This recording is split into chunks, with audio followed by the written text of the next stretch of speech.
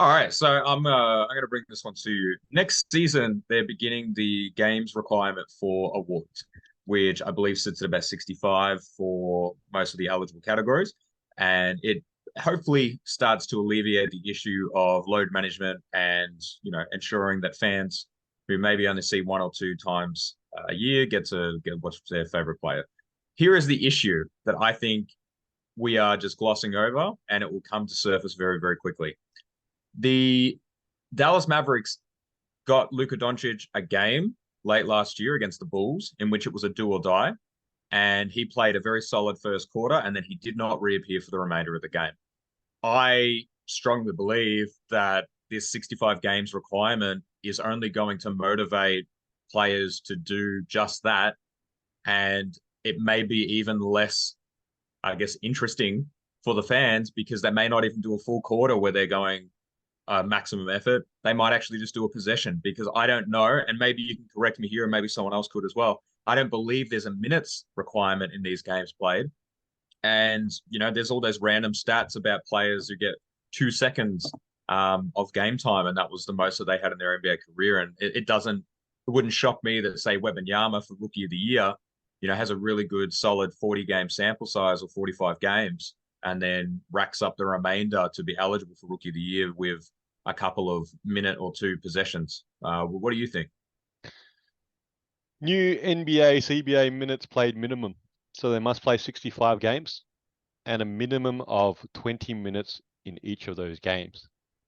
All right. So that answers your technical question. But I guess to sort of explore what you're trying to say here, literally at the 20-minute mark, you could pull your player and go, it's time to rest you now. We're still going to load manage you, and so on and so forth. But I guess you're making a bit of a sort of a statement here to support your fans, which I totally agree with. You go there, you pay good money, you'd love to see the best players on the floor. You're probably wearing your fans jersey. Perhaps you want to see Doncic on the floor or whoever it is that's LeBron playing or whoever it is, that's out there. I guess you're going to get at least 20 minutes in that sort of situation, right? Which is probably better than nothing. In that sort of sense, it's a real tricky one.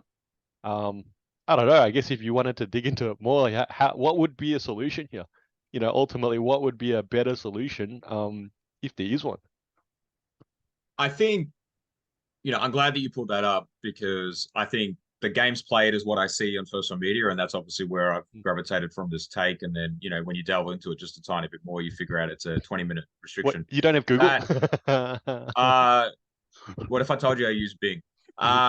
So, obviously the 20 minutes is essentially a half, really, with 2 minutes break per quarter.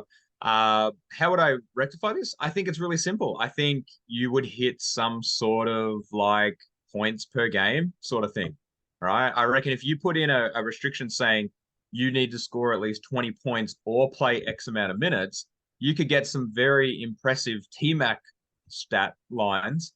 And I reckon there'd be this weird sort of like gambling angle that you could take with it, where like how quick could Wembanyama score 20 points, and then he like gets it in 4 minutes and he's done. So Rudy Gobert hates you now because he doesn't even score 20 points a game, but now somehow he's trying to get 20 points a game because you've given him a points requirement to be eligible for any awards. Is that what you're trying to say? I don't know how much you've thought this out, Nick. It's I think it's just, maybe having set criteria for some of these award categories would be better off for the league, right? We often debate, why did they get the MVP or why did they get the All NBA nod?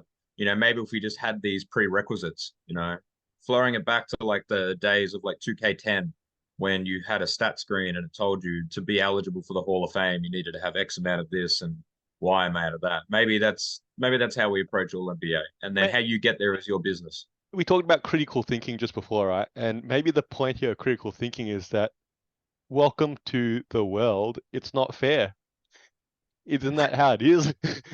And the NBA, like any sport, is you try to create the most level playing field possible. whether that's a salary cap, whether that's exceeding fringes and aprons now and so on and so forth, and therefore gives you restrictions and all these sort of things, you sort of limits on how you can sign free agents and your own free agents and so on and so forth. All these rules are trying to create this level playing field, which is a similar situation to what we're trying to do here, where what do you need to do to qualify for these awards, so it makes it fairer. But at the end of the day, people are going to always look to break your rules and get around with them. And if you need to play 65 games in 20 minutes in those games, you'll make sure you try and do that. And that's the bare minimum. That's what we do, right? Every day, more often than not. I'm done. This is two guys with spare time. I'm Faz, this is Nick.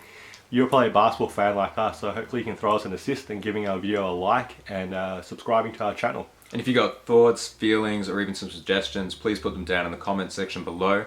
And thank you for using your spare time to watch us in our spare time.